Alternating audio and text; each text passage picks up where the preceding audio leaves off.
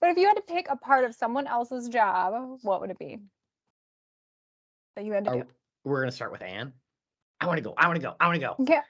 Go Todd. Go, Todd. I would pick my job. I'm living the dream, baby. Who gets to talk as much as me? Nobody. Ariel's got the face on that goes, I don't know. I have to be in meetings with Kelsey. I was going to say that. I did. That's a good point. Is there a way to be able to have more meetings with Ariel and Kelsey? Then that's the part of their job. Then that's my job, right? That's true. Yeah, I was gonna say, so you're saying that's the part of Todd's job you want, is the power to be like, this is the meeting that I want with the people that I want. Mhm. Go. Yes.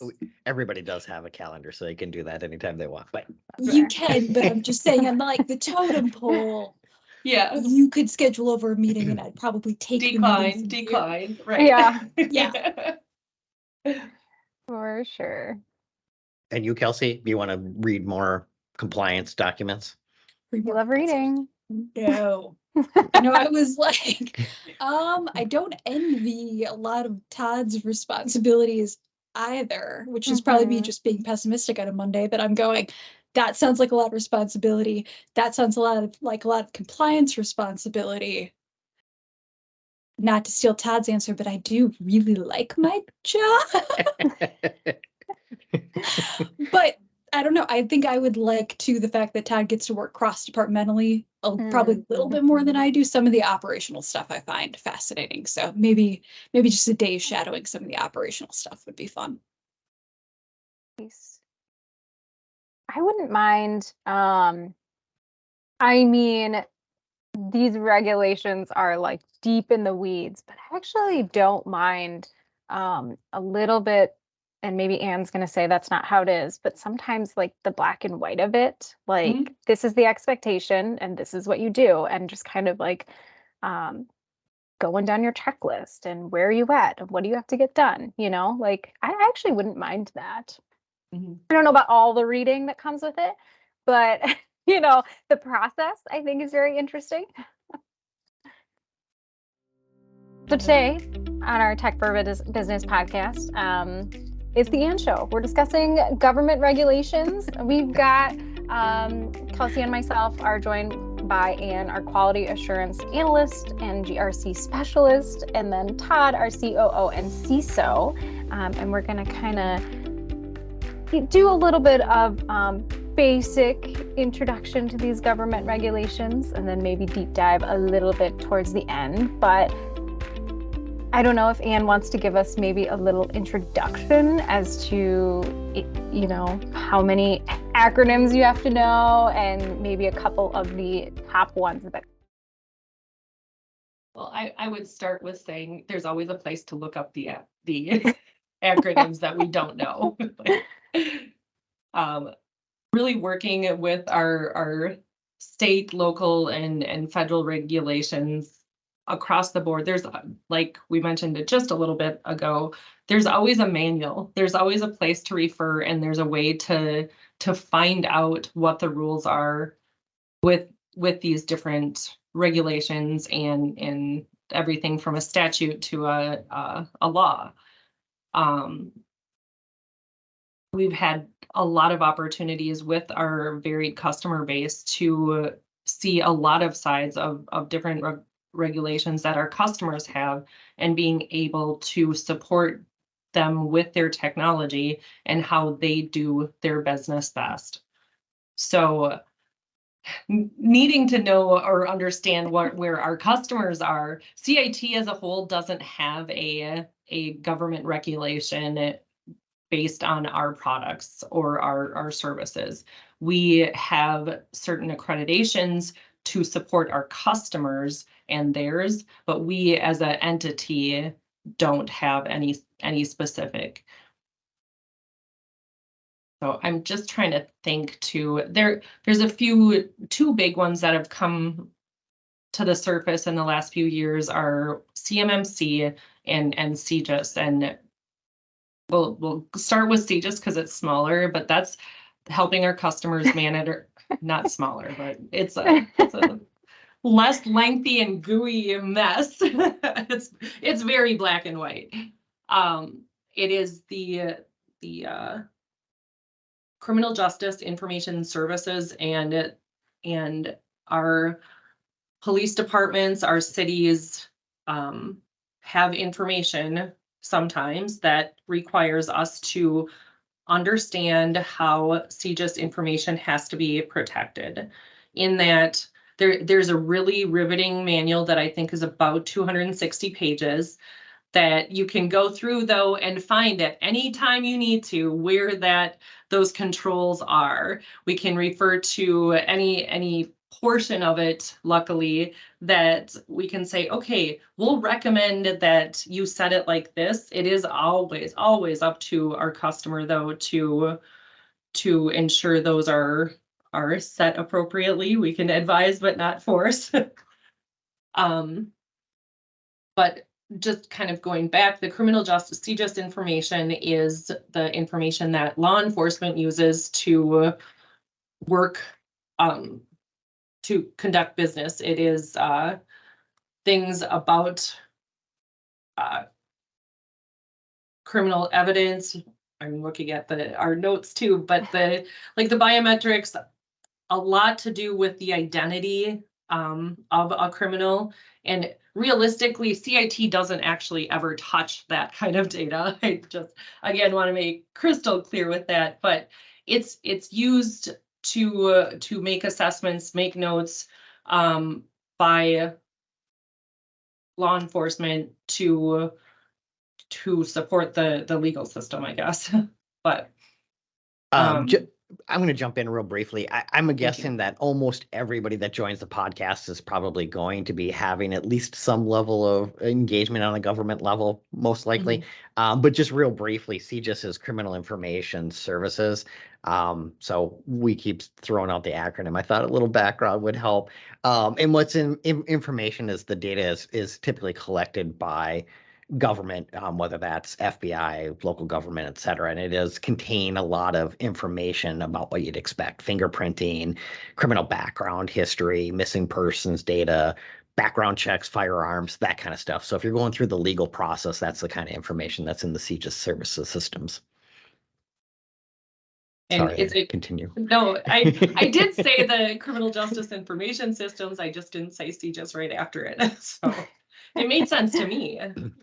We're so immersed in this all the time that we forget that nobody knows what I'm thinking.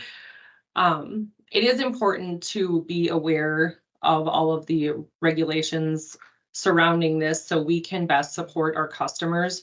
But it's ensuring at a base level, it is really the methods that are required to protect the data, but it's still protecting data. It's compliance at a base level. We want to protect the sensitive information. We want to ensure people that have access to the sensitive information only have the need to know to do their job. They don't have access just because they feel like it. And being able to guide some of our customers where it is rare that a law enforcement officer would read the security manual because that's not what they do. They are boots on the ground, serving and protecting our communities. They certainly have no idea. And it is really difficult from my perspective, and I feel for them because they are levied these requirements. So we've found more than once that a chief of police is now being expected to be an IT director. That's really not what they signed up for. But again, our customers are fantastic in helping us help them, and really looking at the types of information, the CJIS information, and going through these types of manuals and getting that. Does this make sense? Is this set up to the requirements in this manual? And I hope that I think we always provide value to these customers, but it's just another layer of protection, I guess. And knowledge of those levels of protection is always the the best to understand.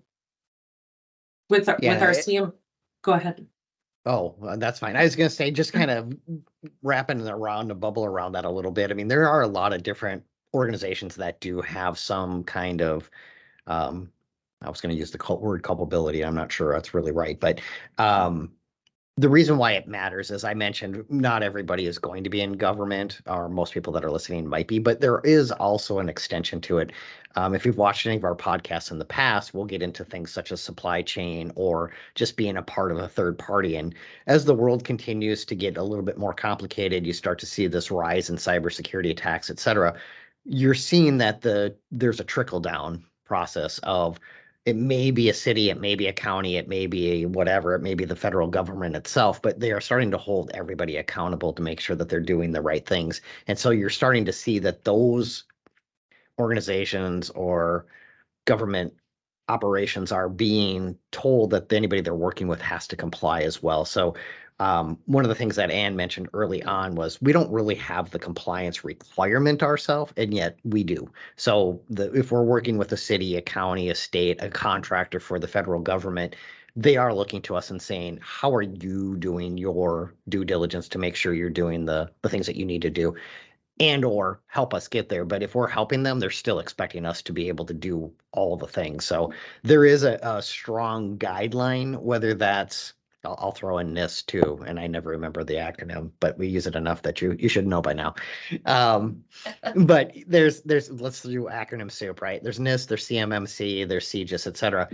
They're all kind of largely the same. And I think this is where Ann was going to go next, is what are the things that you're being asked to do? And they do have a lot of similarities. They may phrase them slightly different. They may categorize them a little bit different, but at their core, they're still more or less the same things to make sure that you're doing. In the security world, we call it the triad. It's the CIA: confidentiality, integrity, accessibility, or availability. And so they're all trying to get to that same thing. And I'll be quiet again because Ann was on a roll. I'm sorry, I disrupted your flow. That was perfect. No, it really is. That I always say at the base level, so many things are really the same. One of those key elements in compliance in general and in information protection is knowing what you need to protect.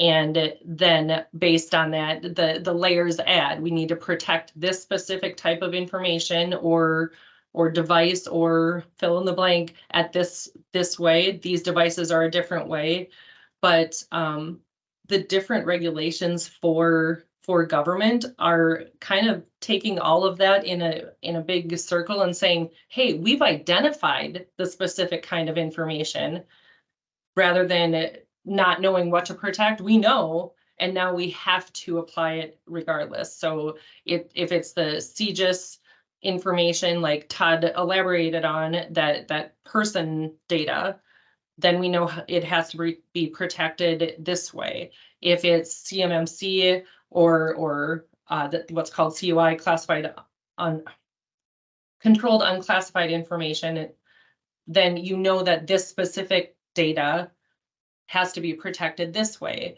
That's where all of these manuals, as riveting as they are, they really do spell out exactly what you need to do. And CMMC has been a little different because it's evolved a little, but I think with CMMC, it's really just been who's allowed to review. The rules in protection haven't changed, or the methods. Yeah, one of the things that I wanted to kind of touch on briefly was, what is the purpose behind it? And as I mentioned, it's trying to do the triad, the CIA. And the reason for this being a concern is, as the world continues to change, the threats continue to evolve. You're starting to see more people work remotely. Anne brought up peacekeepers as an example of someone that would potentially have access to CJIS information. So they're mobile, they're outside of the building, but still potentially having access to it. The threats are getting more and more complicated. You're getting third parties in it. I'll use CIT as an example, since we do work with cities, counties, et cetera. You'll typically see where we unintentionally may have access to a system. So we still have to do all of the due diligence to make sure that we comply as well. it may be something that was inadvertent. We weren't necessarily looking at it, but as we're working on a system to get it to work properly, you may come across it. So we do have to do all the things. We have to do the vetting, the so on and so forth. That's the main reason why you do this. These threats kind of, as I mentioned, even with the tools themselves, where they're kind of universal and they're kind of mix and match, the threats are too. There's a lot of sensitive information that the bad guys are after. And so you see the same kind of motivations behind everything. They're trying to get access to information that they want because there's value to it. And so when you see the how do I then turn around and slow it down, same concept. I need processes and procedures, et cetera, to do it. And of course, we need the people to be able to follow those processes and procedures as well. Yeah, I was in a so huge overview and maybe something to definitely deep dive in at a later time. But Anne mentioned earlier, speaking about law enforcement and maybe people expected to be IT or doing compliance who that is not their job. I'm curious, as a tech partner, when you're working with these people who maybe don't know and haven't read all these things, where are their biggest kind of missteps or miscommunication, or what are kind of those big things that they sometimes are missing when it comes to compliance that you're helping support them? I'll jump in briefly and I'll turn it over to Anne, but I think the comment of having responsibilities that they wouldn't normally have, we work with a lot of the small and mid-sized organizations, and I think that's kind of a reoccurring theme we see in a lot of cases where people get to wear many hats, unfortunately, and sometimes it's not their forte. But when we see that come to fruition, things that you'll occasionally see is that cities can be very large. They can be very, very large, or they can be very, very small. And when you're looking at that variation, you're going to see that they're going to just naturally be at different levels of maturity. And what that could mean is that traditionally they've inherited what they always have. I'll use a small city as an example, where the city may just be small enough where all of their systems came online and they just kind of stayed that way. They were too small to worry about it any other way. As this starts to mature and the threats continue to evolve, they're being asked, now you really need to do all the things. And that may mean something like separating the city from the PD, separating, some may have the library, where you're going to have people that go to the library jump on the wireless, making sure that the liquor store is off the network. Those kinds of things are things that we typically see where they're just not quite mature enough where they're saying, okay, how do I do these? What are the natural steps? And of course, like everybody, budget is a concern. So where do you start? How do you start to untangle what we've got today and put in a strong roadmap of where do we go forward from here? I think to put a circle around that, it's helping our customers. They often ask, Todd uses a version of this, tell me what I don't know that's important. And we can try to stay apprised of any changes in the regulation or know the regulation. So of any kind, to try to see going into a new customer or an existing to say, hey, maybe this isn't in a line and maybe you're aware, maybe you're not. There are times and places where they've come back and said, yes, we are aware, and that is something we're not, it's not even on the radar for a while. Well, you have to maybe be compliant by December 31st. Oh, that I wasn't aware of. Okay. So and in almost every type of regulation though, too, whether it's the government industries, banking, with rare exception, if you are taking steps to meet compliance and you're not quite there, almost every auditor we've encountered or examiner, that kind of thing, if you have a plan in place to meet the requirements and you're not blatantly disregarding them, there's a lot of leeway in that. It's not that people willfully miss these regulations, but like Todd said, they had one server this whole time, and now they're being asked to have a firewall, 2 servers, and 20 more users at a small city where those didn't exist. That's a huge burden on a city. And when you think about coming to all of us as taxpayers to be like, why did we have to spend another $150,000 on what? Why? But knowing those kind of things to say, we may need to show a plan and even helping in budgeting. I mean, having those regulations to point to say it's not just a suggestion. It really is a requirement. So let's try to get there. So that, I mean, that's the more fun of our job, I guess, of my job, that when you know that someone isn't quite there in any one of these regulations, how can we get you there? Do we, that's the fun of looking and saying what tools exist, what don't, how can we'll tell you where the holes are, and maybe these give priority to certain ones, or even adding them to a budget. I think that's really where CIT is great in doing those kind of things with our customers. But I'm not trying to brag or anything, but I think we do a pretty good job of doing that. I mean, definitely, you can brag. You can brag on our podcast. It's us. And we do it all the time. Yeah, it's us.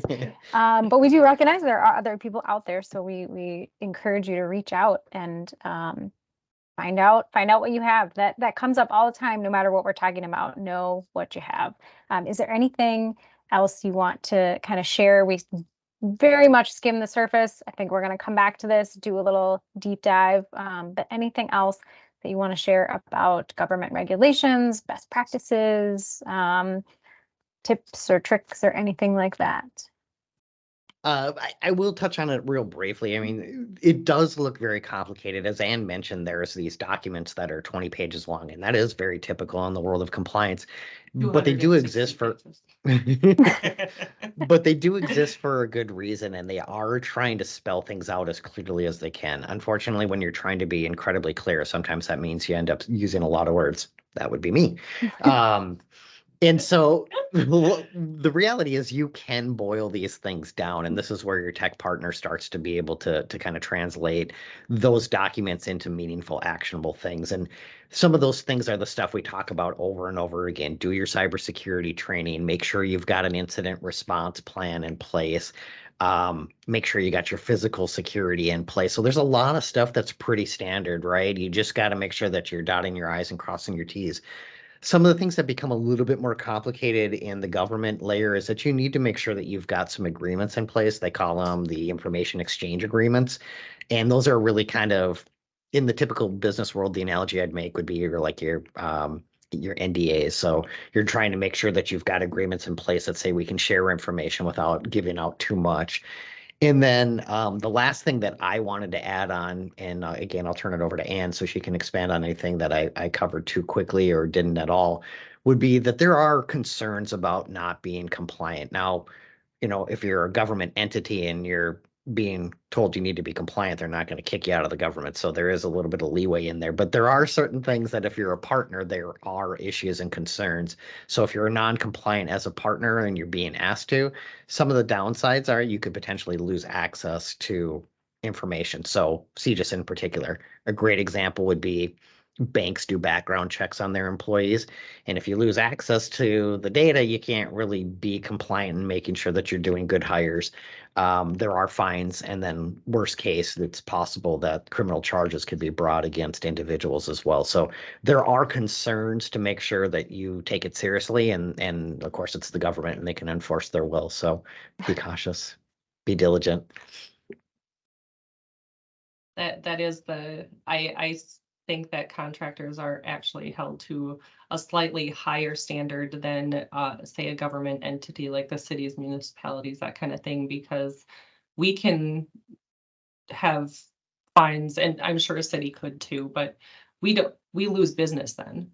And we don't want to do that, or a contractor not compliant with the government regulations will lose that big contract that employs 25% or 50% of their business.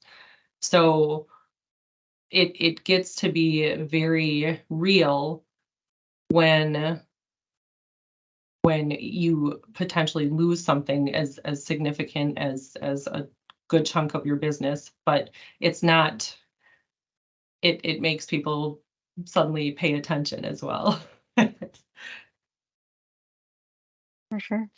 Well, thank you, Todd and Anne, for joining us today. I think we'll definitely have a deep dive on this in the future. If you enjoyed this podcast, please like, subscribe so that we know that you're into this subject. If you have a question or a topic you'd like us to discuss, reach out to us at info@cit-net.com or head out to our website, cit-net.com/podcast. And we'll be back next week with an all-new episode.